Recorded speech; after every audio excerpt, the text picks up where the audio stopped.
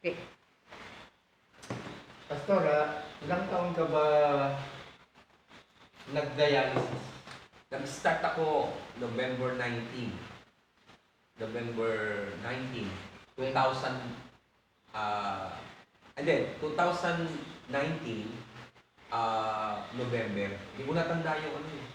Yung araw talaga na ako ay na-confine. Pero, tanda ko, 2019. Month of November. Ilang taon na? Ilang taon ka na So, nag-dialysis? bali, ano na, 3 years and 6 months. 3.5 years na. Oo, Tapos, parang anong nangyari sa kidney mo? Kaya, Ano eh, talagang pareho eh. Parehong nag-straight na. Ganon. So, parang maliit na lang. parang sabi ng doktor, ano raw, halos parang kasi laki daw ng pasas na.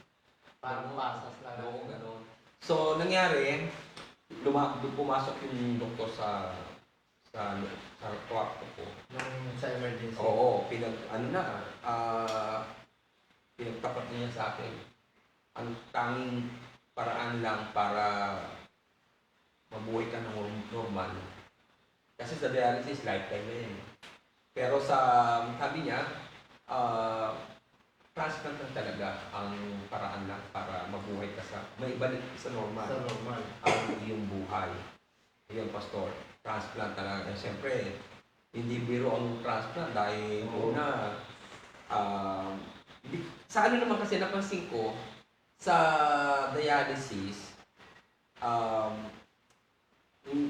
yung dahan-dahan ka naglalabas ng pera. Okay? Siyempre, babayad ka ng ano. Kasi nabasa ko doon sa ospital, nakalagay doon, hemodialysis. Oo. Bakit hemo? Dahil di ba blood yung hemo? Oo. Kasi dalawa yon. Meron tinatawag na hemo, yung talagang may machine, yung katabi, yun yung ginagawa sa akin. Meron mo tinatawag na peritoneal. Yung peritoneal dialysis naman, pwede ka mag-travel. Nandito lang. Kaya lang ikaw ang naglalagay ng mga solution. Pero ang matindi nun, ano siya sa infection. Delikado. At ikaw kasi walang nurse, di ba? Walang naglilinis, ikaw lang. At saka ano yun, alam ko, every 4 hours o every 5 hours ka. Oo, yun lang. Tapos pag naayos mo na, yung pwede ka mag-travel. Yung iba ganun ang ginagawa. Pero ang pinaka sa akin, ayon din sa mga naririnig ko, ang pinaka-safe talaga, hemodialysis. Sa ospital? Oo, yun. Pupunta ka sa ospital, may schedule, Monday, Wednesday, ako Monday, Wednesday, Friday. 3 times a week. Kasi ang pagkakaintindi ko, yung hemodialysis, nililinis ang iyong dugo. Oo. Kasi ang kidney, di ba, ang kidney natin na naglilinis sa ating dugo. Yes. Bali, dahil hindi nga nagpa-function yung kidney, so mangyayari niyan, yung pinaka-machine, yung dialyzer, yun yung magsisilbing kidney mo. Oo. Ang dugo mo, ilalabas sa machine. Oo, lilinisin. Tapos ibabalik. Exact. Hindi naman lahat. Hindi naman hindi. Kaya kasi nga, pag lahat, maubos na ang dugo mo. Oo. Paano nililinis yan? At pati kukuha ng konti, lilinisin, babalik, kuha na naman, linis, oo. babalik. Tapos yung tubig, kasi limit lang 1 liter lang a day. Ngayon pag napasobra ka sa tubig, at hindi ka nagpa-dialysis, hahapuin ka, mamamanas ka, kaya yung mga manas, talaga, kailangan, para matanggal yung manas, dialysis. So, talagang mahirap talaga ang magpa-dialysis. Magastos pa, magkano ba yung per session? 4 hours, 4 hours yon, tapos 3 times a week, tapos per session magkano? 4,000. 4,000, 12,000 a week. Yes, 12,000. Bukod pa yung mga ibang gastusin. Oo, yan may mga tinatawag na yung mga Renogen, yung para yung sa hemoglobin. At siyempre, Pero salamat naman dahil salamat sa Diyos, may mga nalalapitan naman. Okay? At saka meron ka tulong. Oo, meron tinatawag na yung PhilHealth, yung malaking bagay yun. Kasi sagot ng PhilHealth ang 2,600, hindi ako nagkakamali. Ano yung permit lang yun? Per session. Per session. Oo. 2,600 galing sa PhilHealth per session. Oo, so yung ano doon, yung iba doon. Yung kulang doon yun na lang sa'yo. Oo, pero siyempre may mga tinatawag na guaranteed letter, yung minibigay ng mayor, yung mga congressman. Inaano yun, dinadagdag yun. Oo. So parang konti na lang din.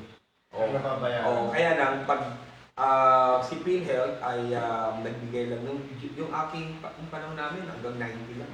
Buti nga ngayon, ano na, naging 156 eh. Mula naging 156 ang pwedeng ibigay sa dialysis. Halos parang sagot na ng PhilHealth eh. Lahat. Oo, kasi abot na yun. Lalo na pag ikaw ay 2 times lang. Pero ibig sabihin, humingi ka ng tulong kay mayor, kay congressman, kay governor, kung saan-saan. Maraming mga tutulong sa'yo. Pero hindi cash yun. Hindi cash, letter lang. Letter lang, and then papakita mo yun sa cashier. Yon, kung ano yung nakalagay doon, yun ang ibabawas nila. Ngayon, pero ano pa rin, mabigat din sa bulsa. Oo, kasi maglalabas ka rin. Tapos sa amo pa yung guaranteed letter. Yes. Hindi katulad ng transplant, isang bagsak. Oo. Bawa. Ang ibig ko sabihin sana, kasi tumutulong naman talaga ang gobyerno. Ang mga tao kung saan pumupunta, doon. Paano kung wala kang misis na lumalakad? Yes. Ikaw mismo lalakad. Yes, pastor, totoo Yung mga yan. singgit, kaya paano ang mga singgit? Yun, mahirap. Lalo na kung ang pasyente ginakalakad, naka-wheelchair. Talagang kailangan. Ikaw ang naka-wheelchair, pupunta ka doon, magiging ng ano. Tapos pipila ka pa. Oo nga. At sabi ko kanina, napakahalaga ng moral support. Kaya mabuti yung mayroong kang asawa na Yes. siya lumalakad para sa'yo. Yes, katulad Bibili ng gamot mo. Oo, yun talaga. Kaya nagbabantay niya sa labas. Oo, yun ang kanyang malaking tulong. Oo, laking tulong yun, grabe. Oo. Di ba sabi mo si Ate Marie ayaw sa ospital, ako sa ospital? Oo, yun ang maganda ko. Ito ano man nangyari. Dahil, maging ako din ako din ako sa ospital eh. Si Ate Marie, na-overcome niya yun. Parang phobia niya. Oo, yung phobia niya, nalampasan niya. Kaya pag punta sa ospital, parang ano lang. Oo, pero hindi katulad before. Talagang, halimbawa, may kailangan kami bisitahin. Nagdadalawang isip yan si Ate Marie, pupunta ba tayo? Ganyan, may hospital yun. Pero dahil sa nangyari sa akin, na overcome niya, nalampasan niya yung kanyang phobia o takot sa ospital. Si Ate Marie ang lumalakad doon sa mga GL, no? Yeah. Totoo siya. Yung hihingi ng tulong. Yan totoo lang, Pastor, hindi ko ginagawa yon. Si Ate Marie lang ang gumagawa noon. Tsaka, si Ate Marie ang nakakaalam no? Saan pupunta? Oo, saan pupunta. Ano na kami, nakikibalita na lang kami na, punta kayo dun sa kay sa mga agency na yan, di ba? Sa mga ahensya na yun. Dahil mayroong tulong na may bibigay sa mga dialysis. Ibig sabihin, may mga classmate ka sa dialysis na nakikibalita sa inyo. Tutulungan din kami. Ang tawagan namin parang classmate. Yung mga classmate, no? Oo, classmate ngayon. Yung pastor, bali talagang ang hinahangad ng mga dialysis patients. Ang anak ko ang aking donor. Kaya lang, mayroon na kami nasimulan ng mga procedures, halos malapit na eh. Mga test. Oo, kaya lang ang malungkot eh. Inabutan kami ng bagong memo ng DOH. DOH, ano yun? Hindi lang sa isang hospital yun, di ba? Lahat yun, hospital. Susunod sila doon. Ang time na yun, yung age ng anak ko, 19 pa lang. So, ang inaalaw lang nila ay 21 years old. So, yun ang bagong memo. Oo. Pero before, pwedeng 18. Oo nga. Pwedeng 19. Ngayon, dali, nalungkot kami, pero alam ko may plano si Lord. Pangalawa naman, yung aking member, na si member ko dito sa church, willing talaga siya magbigay ng kidney sa akin. Pero, na hindi nakapasa, hindi natuloy dahil Hindi nakapasa saan? dahil sa social service kasi kailangan ay alam, hindi lang siya ang nag-decide, kundi alam ng kanyang mga kamag-anak, alam ng mga kapatid na siya ay mag-donate. Kaya nung malaman nun, hindi na din natuloy. Dahil, Hindi siya nakapasa sa ethics. oo. Kasi nga, gusto ng social service, isasama yung mga kamag-anak. Nung malaman na bigla yung mga kamag-anak, at ayaw pumayag, kaya hindi naman natuloy. So, patuloy akong hiling sa Panginoon, manalangin, na nawa ay someday ay may bigay ang Diyos na donor. Ayun. So, Pastor, yun, nagpapasalamat ako kay Lord. Ikaw yung pinasangkapan ng Panginoon para magtuwing yung aking buhay. Ayun, Pastor. So, yun, at talagang napakabuti ng Panginoon. Ako, ang ko sa sarili ko, basta willing ako at sana pasado ako. Yes, Kung bang maging qualified ako, kasi pag disqualified ako, yung may mga dahilan na ma-reject ako. Oo. Yung malulungkot ako. Oo. Kung ako ay ma-reject, may mga reason na hindi ako makapasa, hindi matutuloy. Oo, kasi Pastor, bago matuloy ang transplant, marami tayong pagdadaanan. Ang unang pinakamahalaga doon yung tinatawag na cross-matching tsaka tissue typing. Pag doon pa lang, bagsak na tayo, bagsak ang donor, hindi matutuloy ang transplant. Ayun, dapat talaga mag-match yung tinatawag. Yun, di ba, Pastor, di ba, type O, di ba, yun, talaga, pwede sa akin ang type O. Kaya kagandahan kung halimbawa, ikaw ay, di ba, A plus ka, tapos ako ay B. Ay, pwede, hindi pwede. O kaya, pareho man, kung pareho tayo ng type, okay, sana. Oo. Pero, mabuti na lang po ako dahil yung O, pwede ka kahit saan. Oo, ang tawag niya, universal. Oo. Ayun. Yun, ibig sabihin, doon sa type, pumasa ako doon.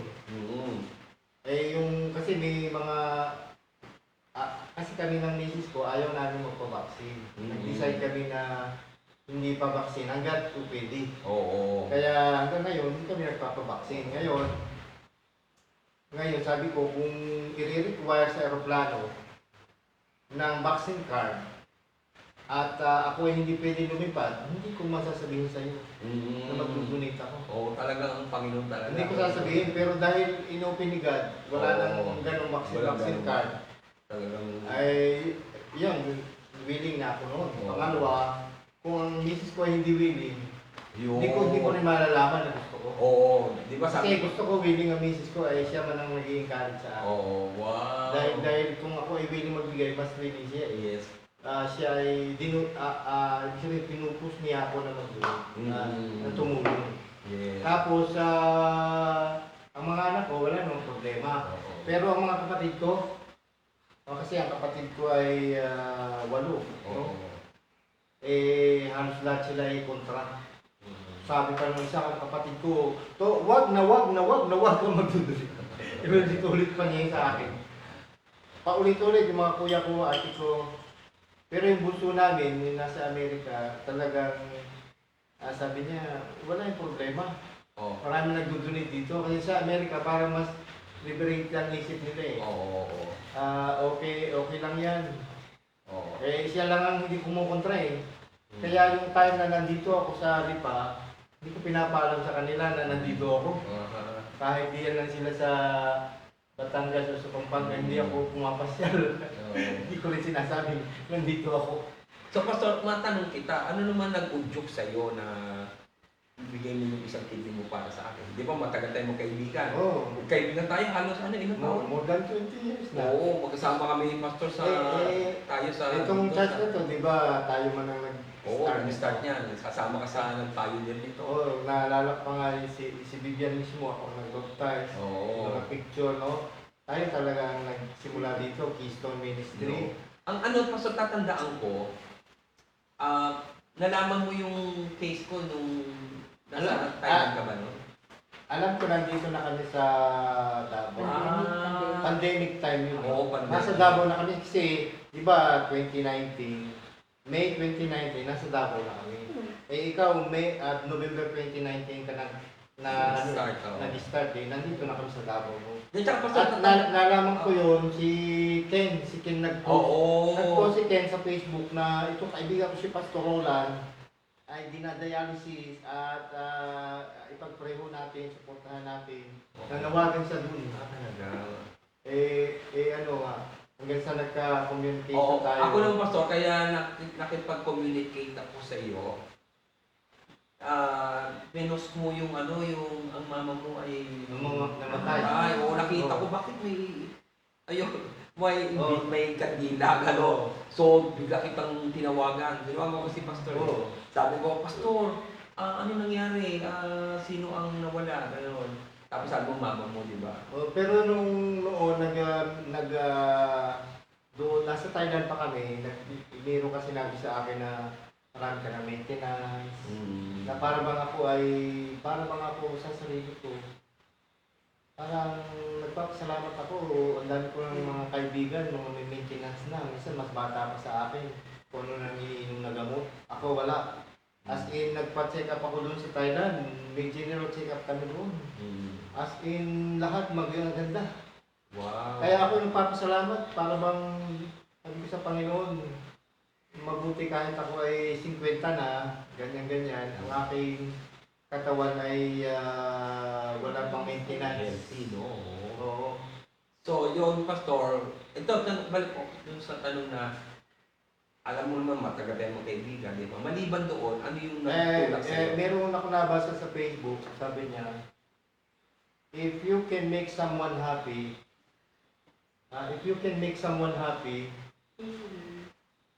Clap your hands.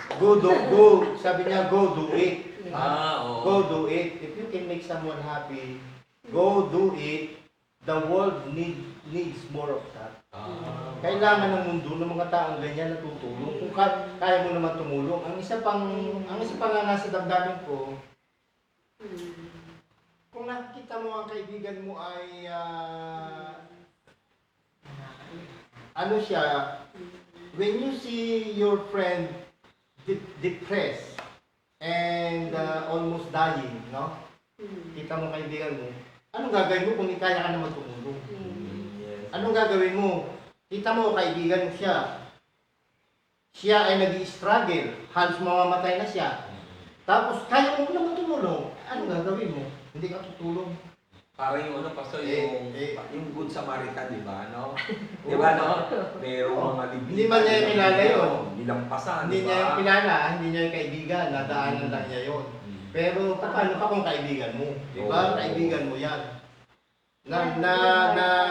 Nag-i-struggle. At tapos mamamatay na. Ikaw naman, ni-abilitate kang tumulong, anong gagawin mo? Pikit mata ka lang, dadaan ka lang doon. Ikaw ay ibita. Ikaw ay pare. Oo. Na nakakita ka nga ng nangangailangan, wala kang ginawa. Tapos ang Di ba, ginawa ng konsensya Panginoon yun, yung di ba? yung outcast, no, di ba? Oo. Ginawa ng Panginoon yung outcast, yung salit ng lipunan pa, no, Oo. di ba? Kaya yun eh.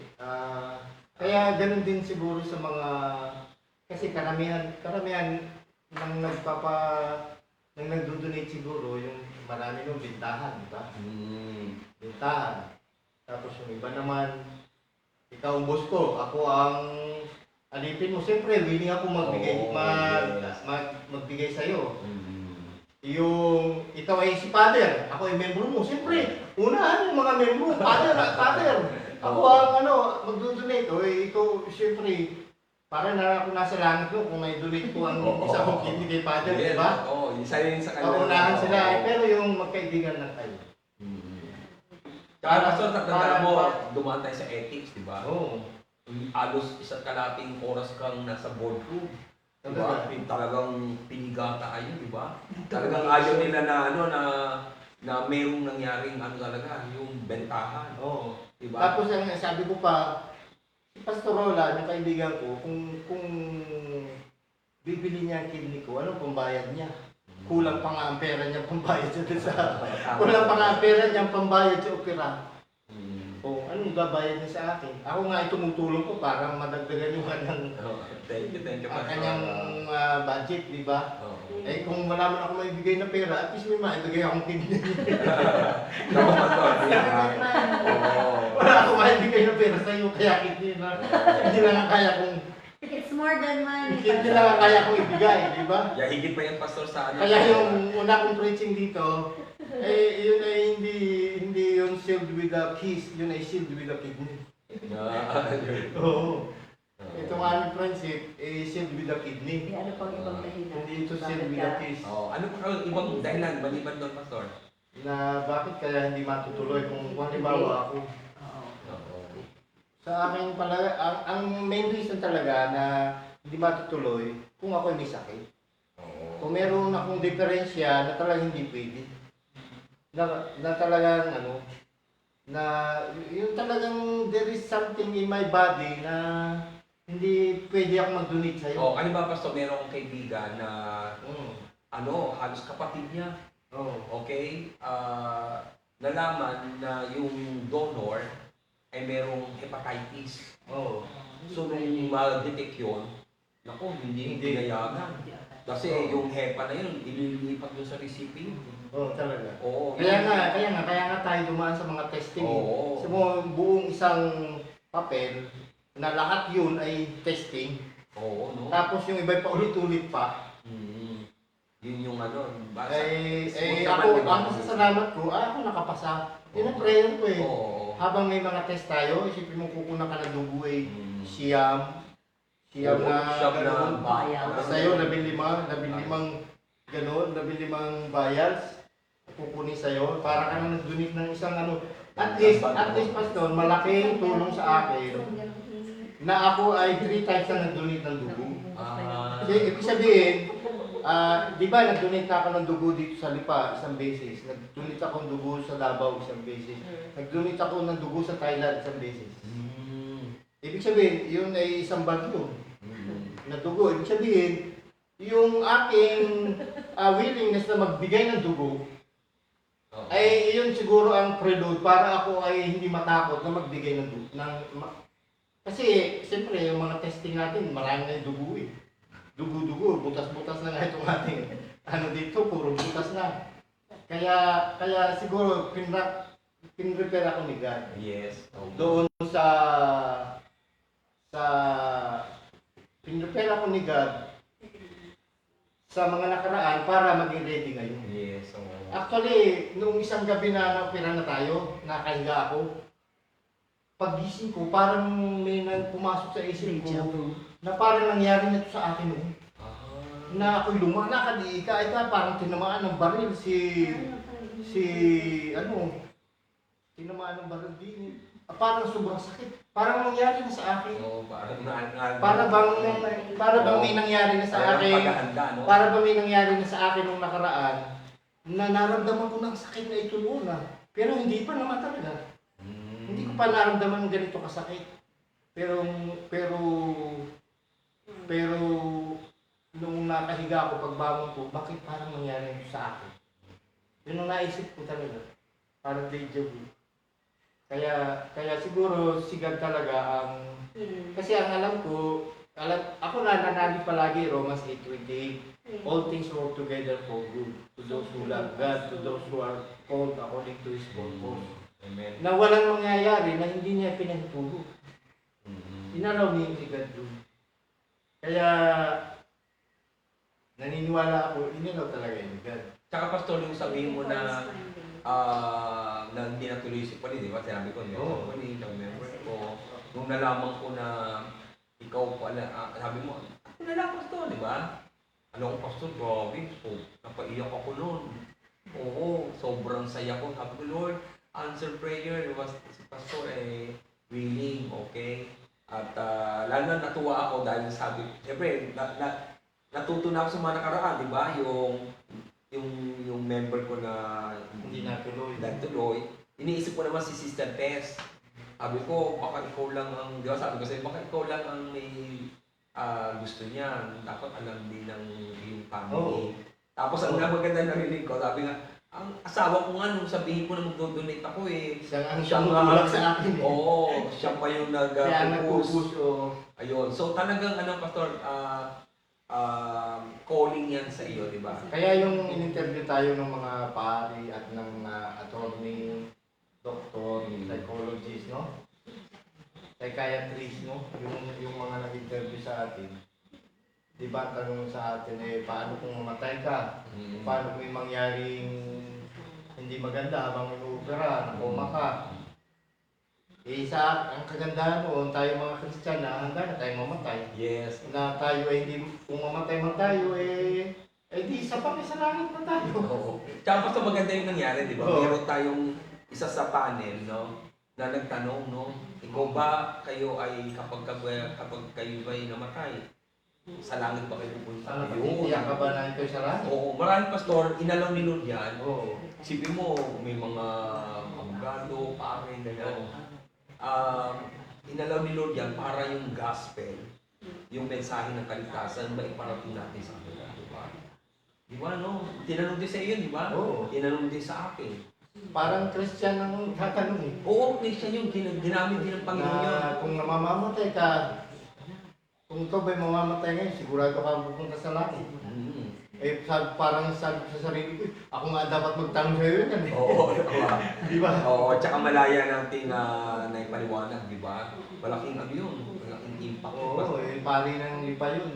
Oo. Oo, pari yun sa Jesus of lipa. Oo, yun. So, yun, Pastor, okay na po? Okay.